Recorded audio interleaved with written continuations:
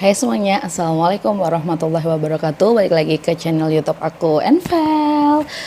Nah, hari ini aku akan menjawab beberapa pertanyaan dari kalian, terutama yang ada di kolom komen ataupun lewat DM Instagram aku. Di situ ada beberapa ya nggak banyak banget sih, cuman ada yang beberapa yang tanya ke aku. Jadi aku hari ini akan menjawab beberapa pertanyaan kalian. Nah, sebelum itu aku turut berduka cita terhadap beberapa warga Indonesia maupun pokoknya yang dirawat di Indonesia karena virus corona.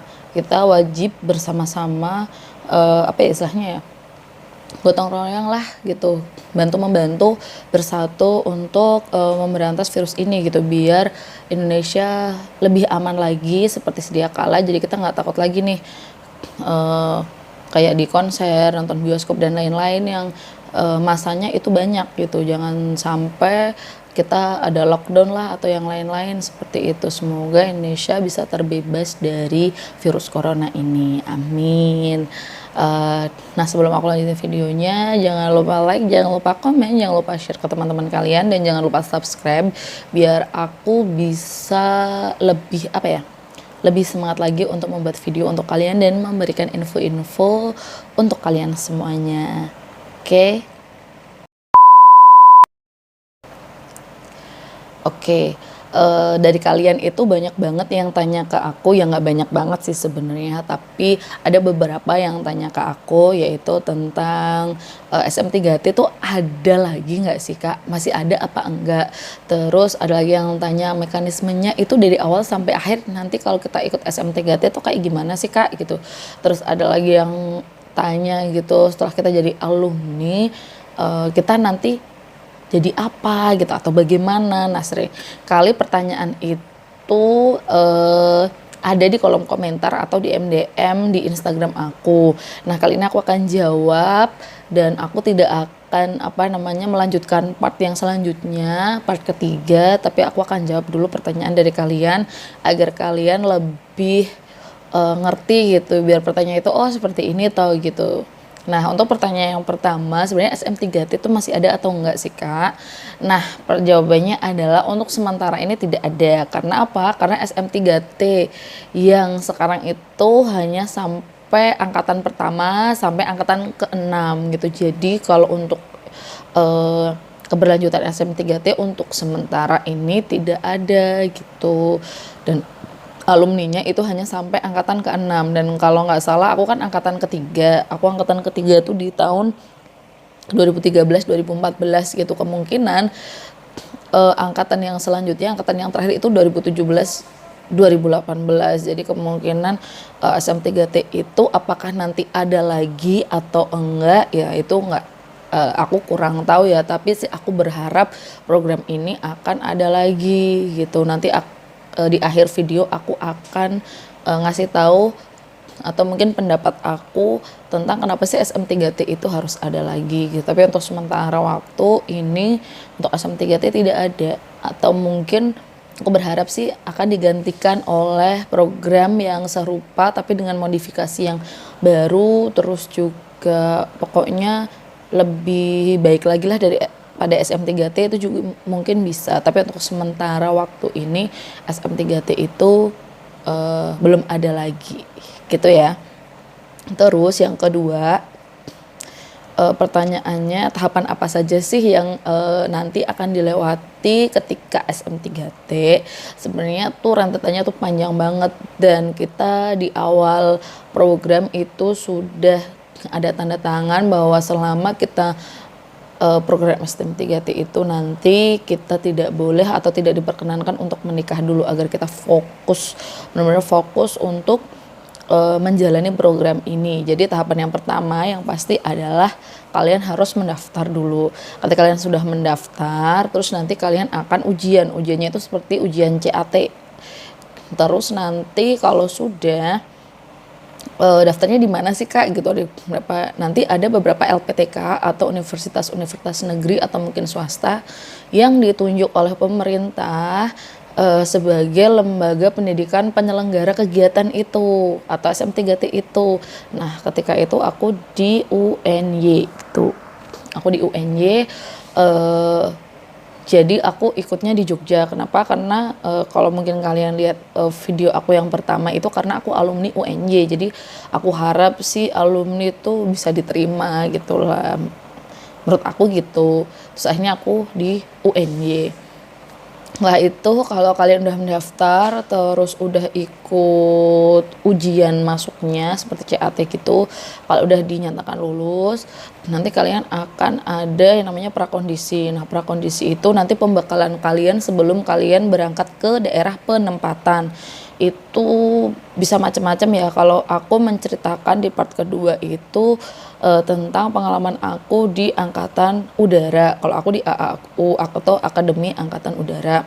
Mungkin kalau teman aku contohnya di UNJ itu ada yang di Angkatan Darat gitu. Jadi beda-beda nanti di TNI-nya TNI mana dan treatmentnya beda-beda.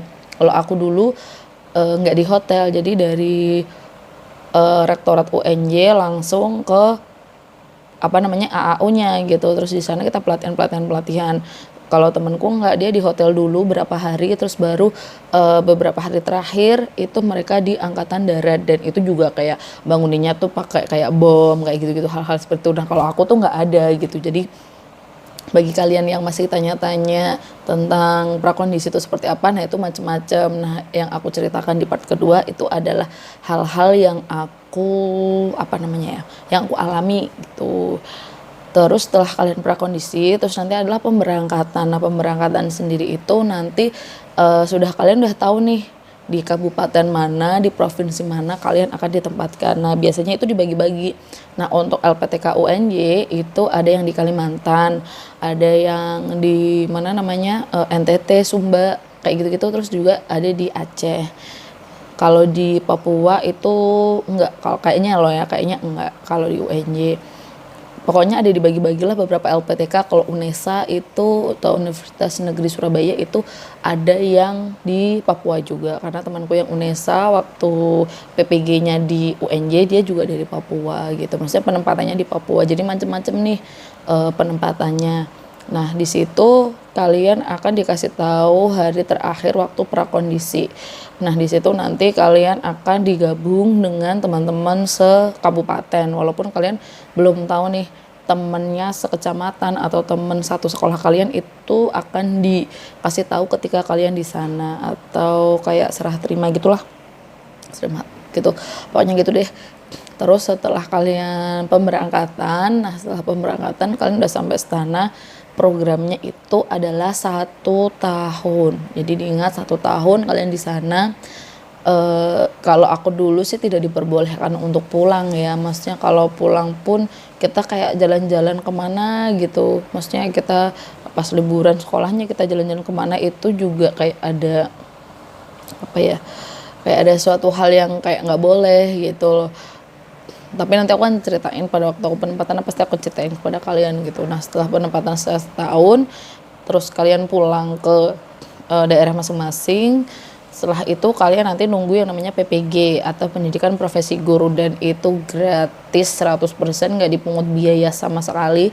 Bahkan tiap bulannya kita itu akan dapat uang saku, uang buku, uang sehari-hari. Pokoknya lumayan lah. Kalau aku dulu dapat sekitar 750.000, itu belum sama makan, karena makan kan kalau di UNJ itu cateringan. Kalau kita nggak ada kegiatan di luar dan makannya itu ditiadakan, biasanya diganti dengan uang. Pokoknya enak lah. Kalau aku PPG dulu tuh ngerasa kayak bener-bener fokus kita hanya untuk belajar kayak gitu. Itu tahapan-tahapannya. Terus ada pertanyaan yang terakhir, yaitu tentang tentang gimana sih keberlanjutannya kalau kita sudah jadi alumni SM3T.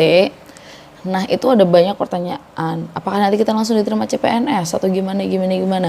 Jujur aja sampai sekarang aku belum jadi PNS, tapi sempat juga masuk karena dulu kan untuk program SM3T itu termasuk program khusus.